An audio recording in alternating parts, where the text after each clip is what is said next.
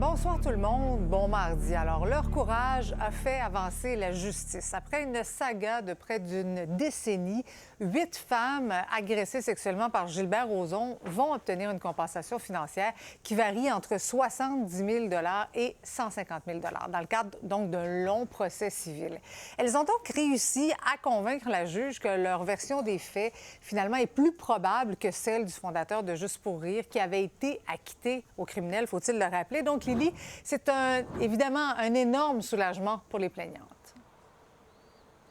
On peut parler même de libération parce que tu le disais, ça fait des années que ces femmes-là sont dans les procédures judiciaires.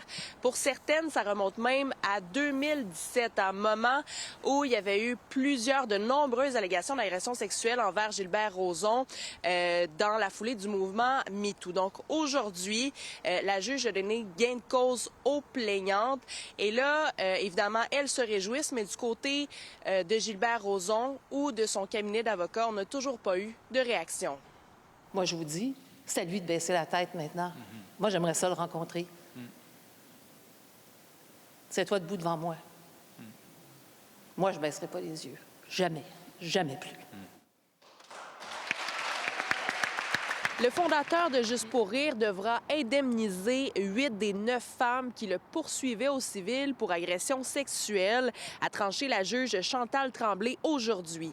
Une décision attendue par le groupe qui se fait appeler les Courageuses plus de 6 mois après les plaidoiries finales du long procès civil qui aura duré 10 mois au total. Alors, j'invite toutes les femmes à dénoncer et de ne pas attendre 20 ans pour le faire. Aujourd'hui, la honte a changé de camp. Gilbert Rozon devra verser au total 880 000 à Lynne Charlebois, Annick Charette, Patricia Tulane, Anne-Marie Charette, Sophie Moreau, Dany Frenette, Guylaine Courcelle et Martine Roy. Seule la poursuite de Marie-Léna Sicari a été rejetée puisqu'elle n'a pas réussi à satisfaire le fardeau de preuves. Le montant accordé est loin des 14 millions de dollars, par contre, qui étaient demandés par les plaignantes. Et j'espère juste que ça ne découragera pas les autres femmes à dénoncer. La juge Tremblay s'est aussi montrée sévère envers l'homme de 70 ans dans son jugement de quelques 450 pages. Elle dit, je cite, « La crédibilité de M. Rozon et la fiabilité de son témoignage sont grandement affaiblies en raison des imprécisions, incohérences, invraisemblances et contradictions précipitées. » La juge a reconnu la vérité des allégations, non seulement des 8 de nos clientes qui ont eu gain de cause, mais aussi des autres victimes de Gilbert Rozon qui ont eu le courage de venir témoigner à la Cour. C'est fini ce temps-là de l'impunité pour des gestes comme ce prédateur a commis. Ce verdict marque la fin des procédures judiciaires qui auront duré près de 10 ans. On se rappelle qu'en 2020, Gilbert Rozon a été acquitté au criminel pour agression sexuelle. Une poursuite intentée par une des courageuses, Annick Charette, qui gagne finalement le combat près de 5 ans plus tard. Les 10 dernières années, Gilbert Rozon a marché dans la rue, libre, la tête haute, arrogant.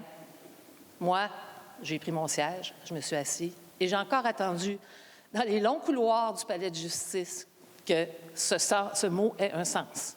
Aujourd'hui, ce mot a un sens. La semaine dernière, la poursuite en diffamation intentée par Gilbert Rozon contre Penelope McQuaid et Julie Snyder s'est réglée à l'amiable.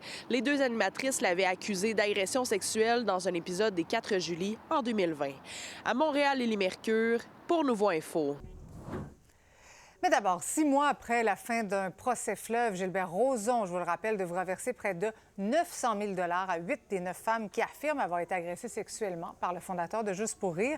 Pour en parler, je retrouve nos 2 collaborateurs, Nicole Gibault et Yves Boisvert. Bonsoir, vous 2. Bonsoir. Marie-Christine. D'abord, Yves, rappelle-nous les faits.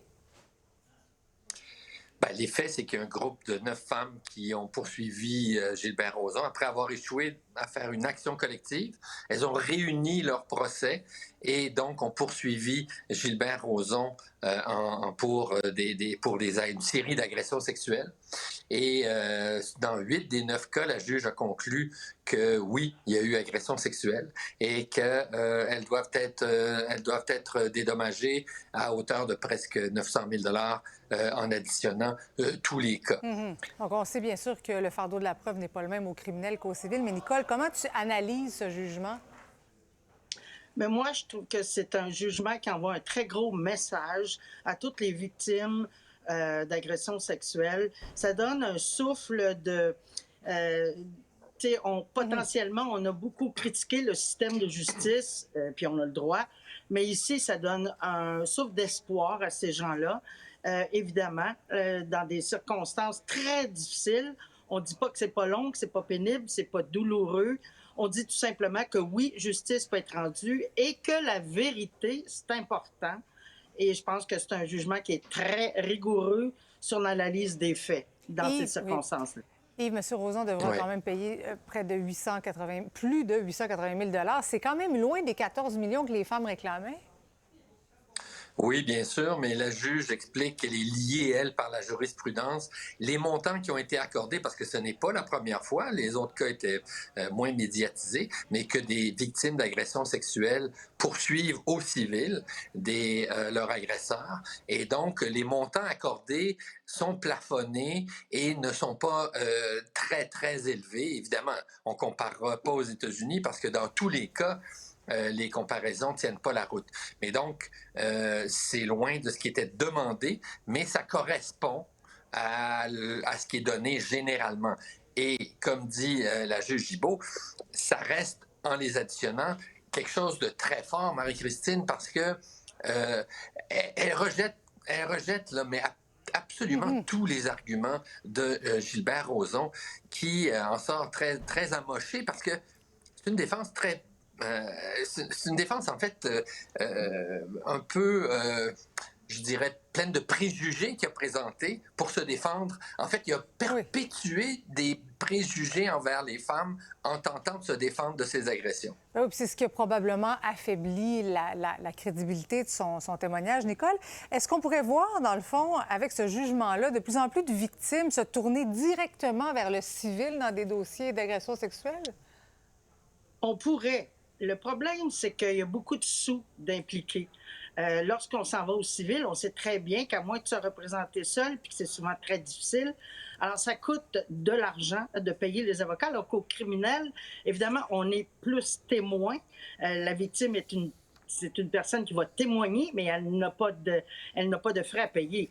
Alors, oui, j'espère que ça se fait. J'espère qu'il va y avoir des dossiers de plus en plus. Mais comme Yves dit, oui, c'est vrai qu'il existe des dossiers. Et peut-être que des gens, pour des principes, peuvent se tourner aux petites créances. J'ai déjà entendu un commentaire à cet effet-là. Écoutez, si vous y allez pour le principe, vous n'êtes pas obligé d'y aller au-delà. Et vous n'avez pas besoin d'avoir d'avocat à ce moment-là. Mais on le souhaite. Gilbert Rozon n'a pas commenté aujourd'hui. Mais Yves, qu'est-ce qui se passe s'il dit j'ai plus d'argent pour payer déjà? D'ailleurs, il l'a déjà dit, je suis ruiné. Donc, qu'est-ce qui se passe dans ce temps-là? Dans ce temps-là, la créance va être pendante, mais si on lit en détail le jugement, on voit qu'il a reçu déjà 2 millions de la vente de ses entreprises. D'autre part, il a des immeubles. Et troisièmement, il y a encore en fiducie 17 millions à être distribués en sa faveur et en celle d'autres personnes. Donc, la ruine n'est pas encore prouvée. Mais au-delà de ça, Marie-Christine, je pense que c'est très puissant ce que ça envoie comme message.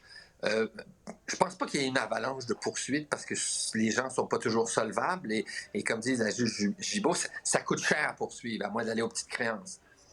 Mais il y a quand même le fait que cette juge dit « je vous crois », ça tient la route. Oui, on peut avoir des contradictions. Oui, ça se peut d'avoir encore des relations personnelles avec quelqu'un qui vous a agressé. Oui, on peut être marié et être violé par son mari. Alors, tous ces messages-là, mis bout à bout, à part de vous donner la nausée là, quand on lit l'ensemble de son comportement, mais je pense que c'est très fort socialement. Oui, très puissant comme jugement. Yves, je te remercie.